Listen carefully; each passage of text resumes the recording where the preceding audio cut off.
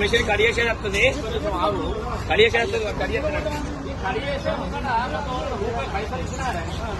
రూపాయి ఎక్కువ కూడా పడుతుందేనా? ఏమని ఒక రూపాయి లేదు కూల కొడతారా? అనేదేంటంటే కడిగేసుకుంటే ఒక్క రూపాయి కూడా వేయలేదు ఇప్పటివరకు, ఒక్క రూపాయి లేదు. గుడికాడ పని గుడికానే ఉన్నది, బిజు పని ఆనే ఉన్నది. దీనికి ఏ వేగితం వచ్చింది? దీనికి ఏ వేగితం వచ్చిందని వీళ్ళు ఇంత ఆగం చేస్తుంది. కలెక్టర్ గారు అట్ట అయిపో, కలెక్టర్ లేడా?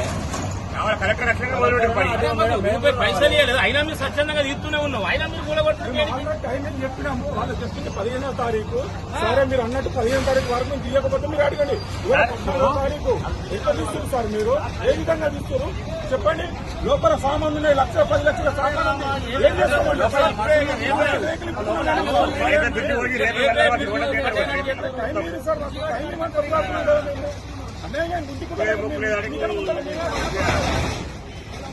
ఇదేం తొందరపాటు, ఇదేం చెప్తున్నా మీకు.